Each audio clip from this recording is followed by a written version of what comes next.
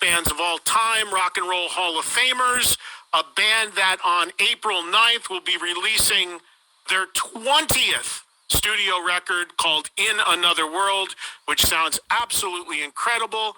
It's a great honor to welcome to the show all four members of Cheap Trick. All right, so let's go around the horn. We've got Rick Nielsen. Rick, good to see you. Good to be here. Good to see you, Eddie. Dax Nielsen. Hey, Dax, how are you? Eddie, it's a real pleasure. I had myself muted out of courtesy. Oh, there you go. See, we're working, that big build-up about all my technical expertise, and we're already off to a great start. Dax, where are you out there? You're in a drum studio of some sort? Where are you at today? Yeah, I took this time to, I got an old barn that I converted into a recording studio. I've taken the last 8 or so months, instead of doing all my normal bad habits, I found some good ones to take my time away. Nice. Going around the horn with an army of basses behind him, the great Tom Peterson. Hey, Tom, how are you? Hi, Eddie. Nice to see you. You I too. sort of see you. You look pretty small. Is that a studio as well that you're in? Yeah, it's just a little room with a Pro Tools rig. So, yeah, Nice. I guess it's a studio. All right. It's And nice. last but certainly You're not the least. only one in here. And last but certainly not least, the ageless wonder, Robin Zander. Robin, how's things? I'm doing fine. The picture on the wall is getting older. Yeah, really. Not of you. So, I'm guys, happy to see- congratulations. The new album, In Another World, is it sounds absolutely fantastic. Everybody listening, it's out everywhere on April 9th. 20th album. Rick, did you ever think when you started this whole thing you'd be talking about a 20th studio record in 2021? Yeah, I predicted it. No, not of course not. I feel it's like the lyric on our first record. I'm 30, but I feel like 16. Well, until I look in the mirror or think about anything else. But great kudos to you, Eddie. Thanks for coming to our shows a bunch. And I did some radio stuff earlier today, and all these other DJs, they look up to you. Is that right? Yeah, it was actually Uncle Joe Benson, who we'd known for 100 years. So, yeah, it's fun making this record, and it's like, I think I can't believe it. It's like I went yesterday and took a picture of one of our plaques we had to make sure it was 20. I mean, I had no idea what number it was. Yeah, it is. It's amazing that it's been 20 years. And to those DJs, as my fraternity of radio, I appreciate that and appreciate that sentiment. Robin, let me ask you this about this record. There are so many bands, and you tour a lot with so many different bands, and a lot of bands that have the history of Cheap Trick has of 45, 50 years in and 20 studio records. Most of them don't see any value or even want to make new music. They just want to play the hits, and it's about nostalgia and playing the greatest hits on the road. Obviously, that's not how you guys are wired. You've consistently always made new records. Talk about that mentality, that need to always create something new. Well, I guess each band has their own, each to their own. Ourselves, we just enjoy what we do. We're musicians. We like writing songs. We like making records, and we love touring. We never stopped touring until this last year. But I think it's just if we didn't do those things that I just mentioned, we probably would give it up. I mean, there'd be no point in it, would there?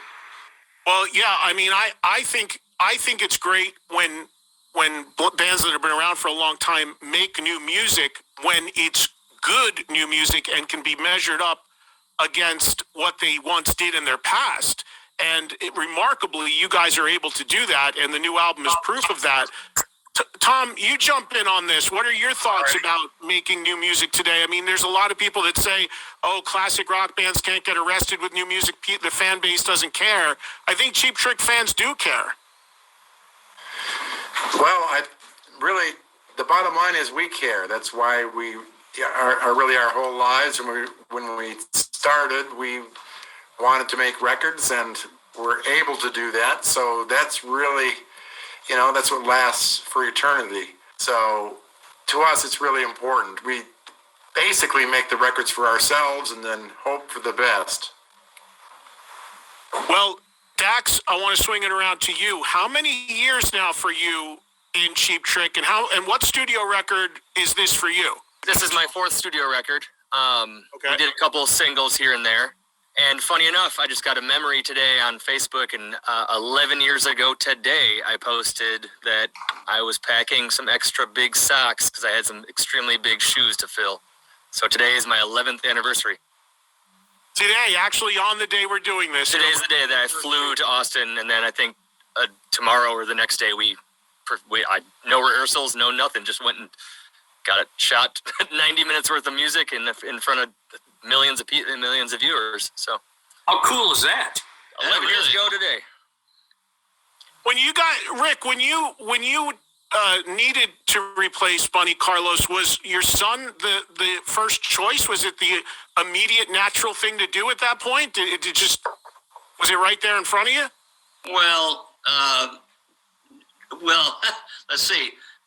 We knew we needed to have somebody to replace, and I had to call Dax and find out if he was interested. But I also had to call Tom and Robin because I didn't want it to be my choice. It's like, oh well, Rick's kid or whatever. But see, Dax had played with us before on an Aerosmith tour when Bunny got his back operated on, and plus then after that, I didn't really see him for like 10 years. But the fact that he worked with Dick Dale for 3 years, and he worked with Randy Carlisle, it's like his chops were there, and he knows the songs better than we do. You know, it's the first time that we, starting 10 years ago, was the first time, or 11 years ago, first time we did all our songs at the right tempo too.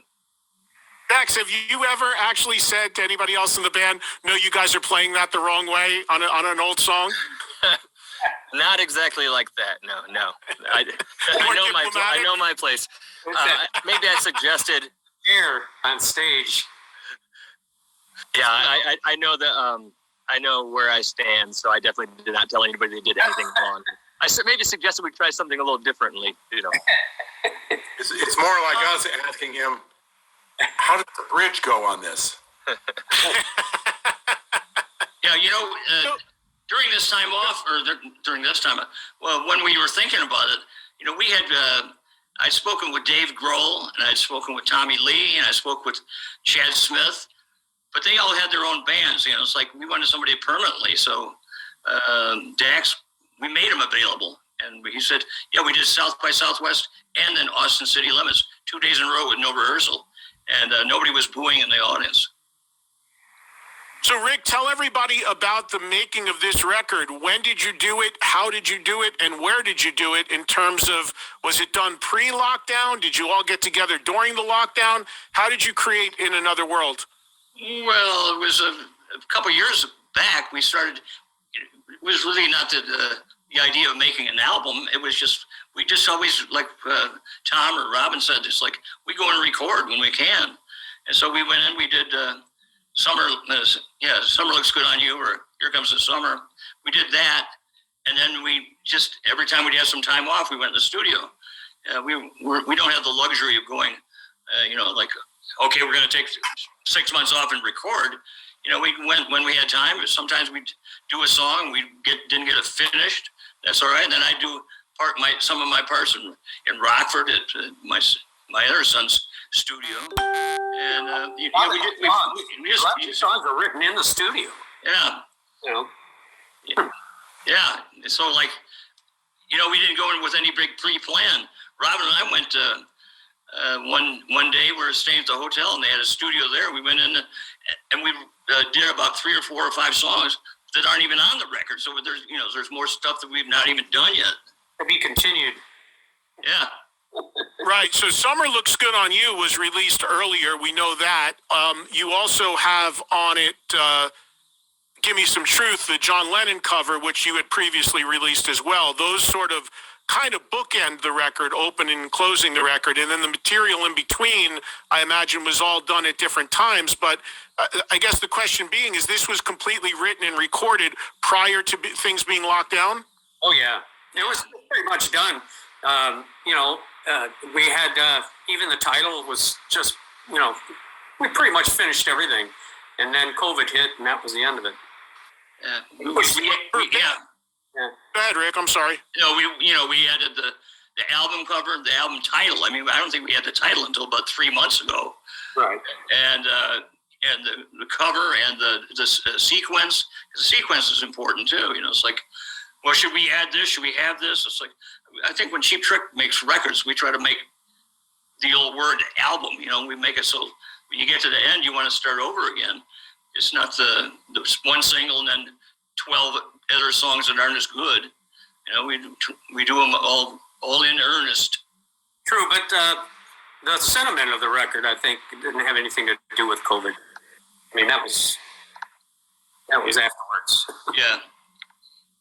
Tom, for a band that tours so much like Cheap Trick does, as you mentioned, I mean, this is pretty much the only thing that could keep a band like you guys off the road is a global pandemic. How have you been doing through all this in terms of not, have you felt recharged being home, or you itching to get back out on the road? How are you feeling about things?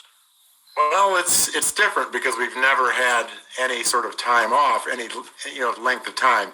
Maybe 2, 3. If we had 3 weeks off, it was like, wow, that's wild. We're not gone all the time, but we don't go for 3 years and then come back home.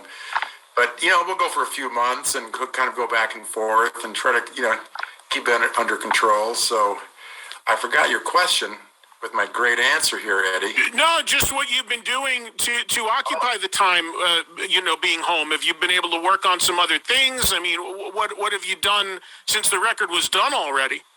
Well, I've got a little Pro Tools rig here, which I unbelievably figured out. Not all the fine points like editing or any of that kind of stuff, but at least, so I really enjoy recording. It's fun to me. It's like, I look at it like a hobby, and I do tracks and just try to come up with things, and I just really enjoy that. So that's what I've been doing.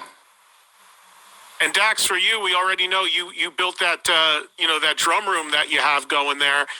Now that we talked about you being in the band and this being your 4th studio record, how do you feel like you've grown into the role as the drummer in Cheap Trick? I imagine it's a lot easier for you now than it was first coming in and being thrown into the fire.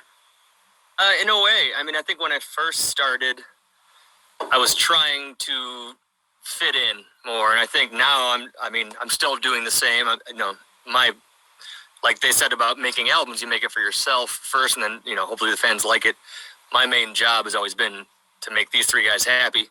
Does the song feel good? Am I doing my part to So I'm still nervous as hell every time I play with those guys. It's not like I'm comfortable all of a sudden. And now with a year off, I think we all have to dust off the dust, literally. So I don't know. It's up to these guys to tell me if I'm doing the right thing. And there's a lot of inspiration that comes from Dax too. I mean, he's being very humble, but he's a great player. He's a well-rounded musician. He writes songs. He sings. He plays guitar. Plays keyboards. He's not just a drummer. So I mean, we get some inspiration from him too. That's the neat part about this band, I think, is that everybody gets inspiration from each other, and we just go with it and see what happens. We have a ton of people that are watching and listening now that are going to join us and ask you guys questions. And one of the great things about doing these specials that we do is to let the audience do exactly that. So I want to get to them quickly because we've got a lot of people that want to talk to you. But just a couple more things from me about the record itself. A couple tracks in particular that I really, really like. And I guess, Rick, if you can take this and then anybody else can chime in. Beyond the singles that have been released so far from the record, one of my favorite tracks on the album is a song called Final Days. Who can somebody give me the background and the story on that one? Rick, do you want to take that? Yeah. Let's see. Is that with Jimmy Hall? Yes.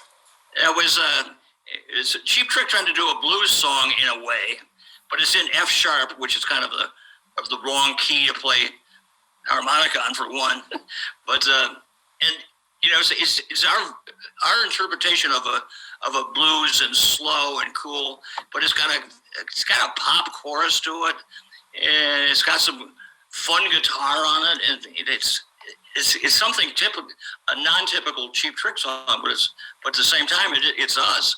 I think Tom came up with the initial part on it, and then Robin sings his ass off on it. It's like it's just cool. I mean, I hope I don't get everybody mad, but I always say that I don't think we've progressed, that much. Well, because it's like we still have the roots and the music that we liked back in the day. Right?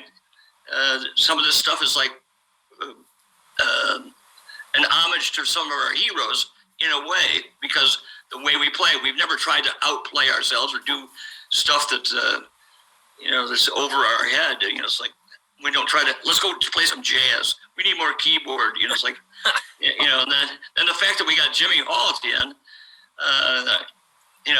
Robin plays harmonica too, so it's like I don't know I can't tell which one is which.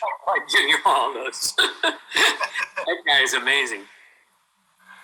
It's a really cool song. It was one of the ones that jumped out at me. And the other thing that I wanted to ask about with the record is that the record's called In Another World, and there's a song on the record called Another World twice. There are two versions of the song on the record, and I don't recall ever seeing a band have done that before, with two very different versions of the same song placed on the record. I thought that was really cool, and I like both versions a lot. Tell me about the idea behind that. Robin, you want to take that one, or Tom? We did the slow version first, and when the producer left the room, we did it the way we wanted to do it. And it both ended up on the record, so that's my story, and I'm sticking to it. Tom, can you elaborate on that at all? Well, no, not really, but we just thought it would sound. We were wondering how it would sound if the Sex Pistols did it, so that's our attempt at that. And we'd work with Steve Jones, so if we were going to play him the song, we were going to play that version instead of the slow one. So. Well, Steve Jones is on the Lennon cover, right? He's on "Give Me Some Truth," right? Yes. Yeah. Rick, do you have a favorite of the two versions?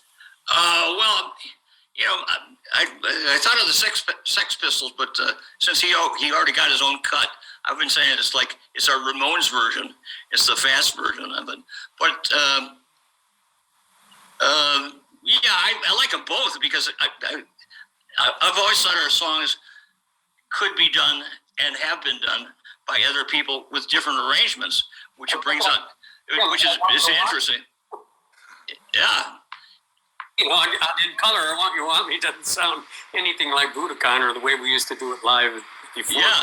Yeah, that's even us doing our own stuff, and so it doesn't surprise me. It's like we redid In Color. We have a version of "Oh Caroline." We call it the bummer version because it's like slow and kind of creepy. It's like it's not a pop song anymore. It's like a lot of minor chords.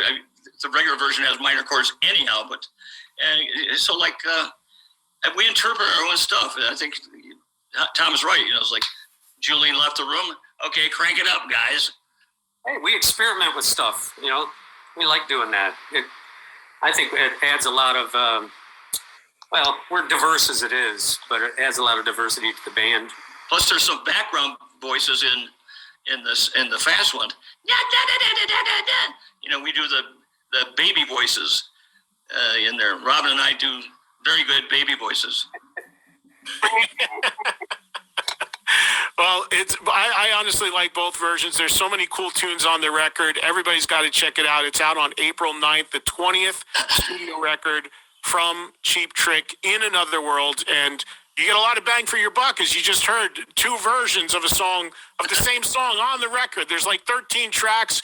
I love the fact that you put the stuff that was previously released as singles on there. It brings it all together, all that continuity. It's just an incredible record. It really is. Hey, Eddie. Congratulations. You heard the version of Rebel Rebel? Yes. Well, that's not on the record, though. No. I was just wondering if you heard it. Yes, it was very cool that you did that as well. You guys were very active doing a lot of things that came out during the course of the pandemic, which I think were cool. Yeah, that was Jack Douglas. Jack worked on that with you? Yes. He actually First time you he worked worked on with him again in a while, right? Yeah. Well, yeah. He also worked with us on "She Said," the Beatles song. She said, which is on one of your label mates at Sirius Radio. That guy named Howard. What about him? What it was on what? He played it? The Beatles song. The Beatles song. Right. We did that, and Jack produced that at Johnny Depp's house. And it's like we did kind of a Who version of that. So I mean, there's a lot of stuff that we keep doing. We're what's our line, Robin? We're too dumb to quit. You know, we just keep going. Finally, touring. Before we get to the audience, that's what everybody's going to want to know. It's the question mark that looms out there for everybody. When are you going to be able to go out on the road? Now, looking at the Cheap Trick website, you had a tour with Rod Stewart. Is that rescheduled, or where are we at with all that? I believe it is. I haven't heard any different. I know that the CZ Top one is also going to be rescheduled. That was scheduled for right now. We were going to go out, but it didn't happen. But you plan these tours, and what are you going to do when they're all pushed back? Yeah. Right, and it looks like you have some dates in Australia sooner than that, right, Rick? Right. I think we're the first band to go to international shores. It's kind of a big deal. We're going to Stone Temple Pilots and Cheap Trick and Bush and Rose Tattoo and somebody. It's like they're looking forward to it. So everybody's been starved of music, not just us, the players, but the audience. So I think it's going to open up some new some minds about seeing rock shows and music again, because everybody's been starved from it. It's like, what have you been doing? I've carry out food and what? And, yeah, I think there's going to be new appreciation all the way around with the fans and, of course, the artists having the opportunity to play to those fans. So without further ado, because we have so many people that want to ask the guys a question, let's get to it right now. And we're going to bring in our first caller viewer, and it's Jason Niebaum. And Jason is going to be joining us here on the screen in any second. And Jason will be asking the person of Cheap Trick of his choice a question. Welcome, Jason. Go ahead and fire away. You guys mentioned Julian Raymond a little bit earlier with this new record. You guys have worked with him. I think this is the 5th album, the most that you guys have, the most albums you work with than any other producer. Can you tell us a little bit more about that working relationship with him and how you got first connected with him and then why you think this is the longest producer-artist relationship you've had through the years? I met Julian in 1980. I was living in Los Angeles, and he was obviously much younger. He wasn't a little kid or anything, but it was like, hey, this guy really has some great ideas, and he and I just started kind of working on songs and stuff together, and kind of one thing led to another, and he started producing us, and he's really become like another member of the band. I think he brings out the best elements in us almost more than sometimes than we can. We're too close to it. So he's a great fit, and I can't say enough about what a great artist he is in his own right, and he's got a good sense of humor because he's working with us. Is there what do you guys look for? What's the most important quality at this stage in your career after making 20 studio albums, after having worked with so many producers, whether it's George Martin, Tom Werman, Jack Douglas, whoever it may be? What do you want the most from a producer to do for Cheap Trick at this stage in your career? Rick? well, like Tom said, Julian he's an artist on his own, but he respects our past, our present, and our future, and he tries to, not do too many weird things. But he's also so positive about everything you bring to him. Like Robin brings something, Tom will bring, I'll bring Jackson, and it's like, oh, that's a good idea. It's like, whoa, as opposed to let's get some outside writers. The first thing, yeah, that drove me nuts. We used to have managers and producers and record companies that, they didn't look in to us. They looked elsewhere to satisfy them, which never satisfied us. And Although we've had some hits and stuff like that, but that's not the first place to go. The first watering trough, and he also has to have a sense of humor, and we love to drive him and the engineer nuts. So it works out good. And listen, Julian knows our past, and he knows that we've worked with all these great producers. We've run the gamut of producers, so he's got a lot to live up to.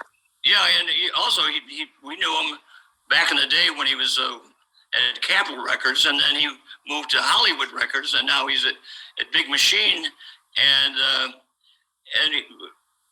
he also got some opportunities for me. I played on the last two Glenn Campbell records too. It's like it's some interesting stuff, and he's had his number one hits with other things too, more than with us.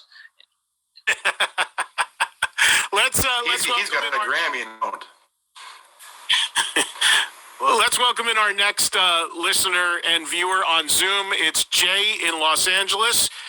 Thanks so much, Eddie, and all hail the mighty Cheap Trick. I go back to the very first album with you guys. Probably seen you 50 times from Red Rocks Forum, Greek Theater, and so much more. But the new album marks the 20th of your career. What an amazing catalog. How do you choose your set on a nightly basis? And which of the new songs are you most itching to perform live? Who do you want to take that, Jay? Rick, take it away. Well, as you know, we've done, we did the 3-night stands, and then we did the 4-night stands, where we did everything. So I don't know that it's going to be tough. But the first two songs that radio heard, not Summer Looks Good on You, but Light Up the Fire, and then Boys and Girls and Rock and Roll. Those definitely will be used, at least at first, and then like the album's so deep, and that's why it's tough to choose. So live, we wait till about 40 minutes before we go on stage. The obvious. I Want You to Want Me, Surrender, Dream Place. Those are usually in the set, but then as I recall, I think we did 3 shows in England a few years back, and we did 60 songs over the 3 days. So we picked a lot of different stuff. I'll tell you, and I'd like all of you guys the rest of you guys to chime in on this. Robin, I'll start with you.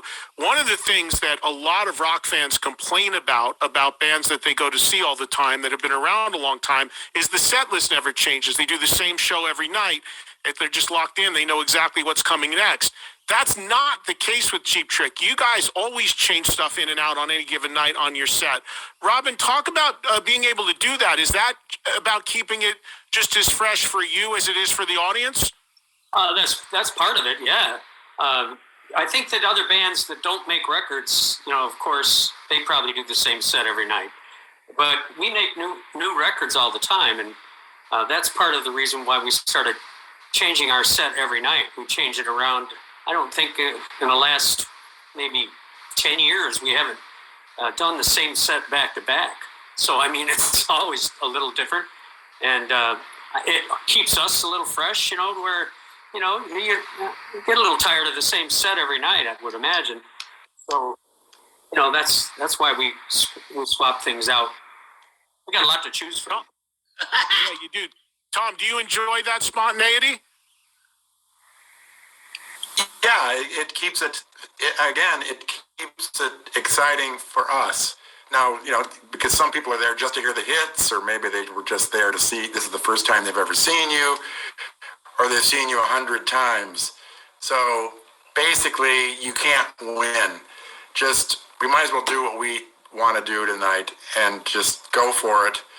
And if, you're hearing it, and here's a song from our new record, well, it gives people a good, bathroom break or whatever, or the diehard fans normally don't want to hear the hits because they've heard them a million times. There's certain songs we play all the time, and then the people who have never seen us, or maybe once or twice, they want to hear their old favorites. So what can you do? Let's just do what we want. How about that? Hey, Dax, and one thing from you on this. Now, this is interesting, given that you, of course, don't have the history with the band from the beginning by any stretch. Are you able to, if anybody in the band calls out anything from the catalog, do you know it? Do you know everything on every song, every record, if there was an audible called? I think pretty close, yeah. I mean, I started on piano when I was 6 years old and took lessons until I graduated high school and then started playing guitar. But then I have one of the most famous guitar players in the world as a dad, and then my older brother Miles is a phenomenal guitar player, so I figured, why be the third guitar player in the family? So that's kind of where drums became my thing. And, I was a shy kid, and I didn't want to be up front. And, so I kind of learned in my free time, I just learned the guitar parts, learned the piano parts or the drums or all of it, just to kind of wrap my head around it, and it paid off all these years, So what you're saying, Dax, is that you could not only play the drums on any song in the Cheap Trick catalog, but it's sounding like you could play anybody's instrument and jump in for anybody. Not as well as they do, but I could at least fake it until they found an adequate replacement. Good answer. I can do more with my hands. I'm a politician and person. Let's welcome in another one of our listeners for this special Trunk Nation virtual invasion. We're going to South Dakota to welcome in Nick Foster, who has a question for the guys in Cheap Trick. And again, Nick, when you join us, please address it to one of the guys in the band that you'd like to start out answering it. Go ahead, Nick. Welcome. Okay, this question's for Robin.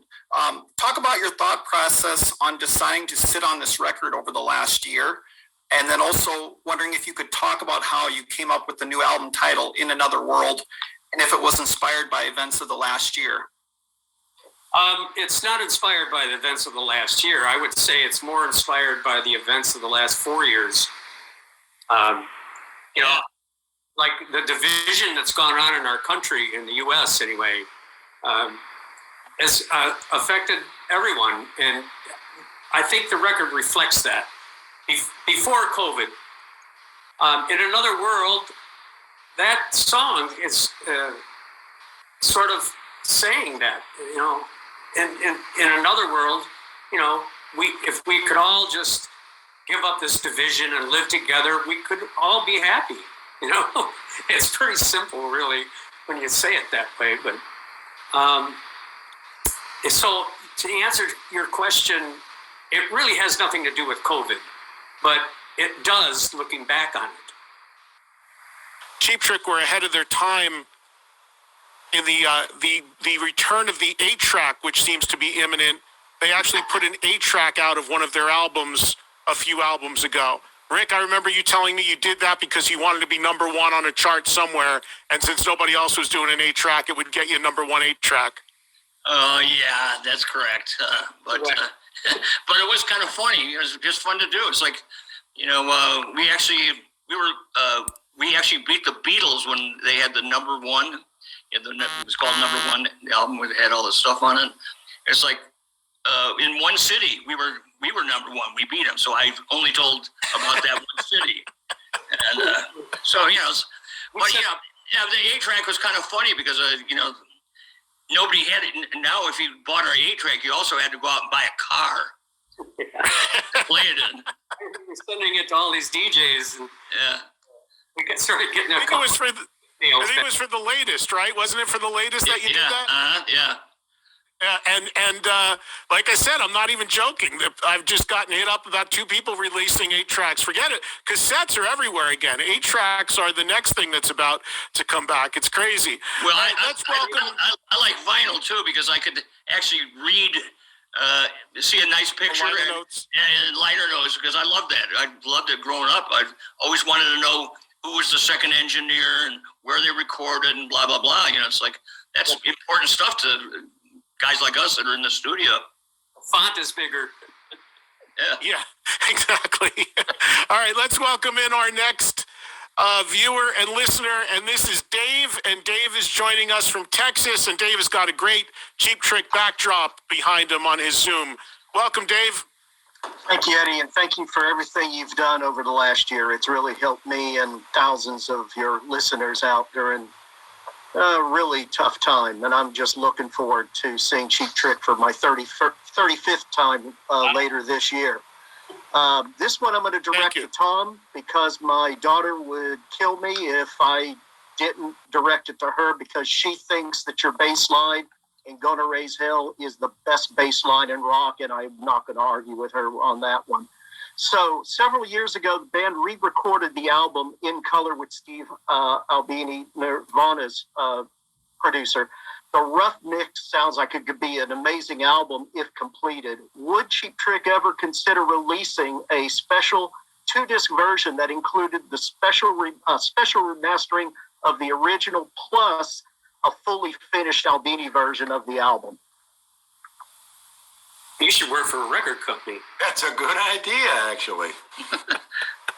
Like I said, that's a good idea. The only reason that hasn't been released is because we never got to the point of actually finishing it. It's close, and I think we probably will finish it eventually. So we're just waiting to finish it, but I think we will. Why not, right? We went to Yeah, let's do it. record it. It's not that easy to re-record an album like that. And like Rick said, we've got the Bummer Caroline on there and all sorts of strange stuff.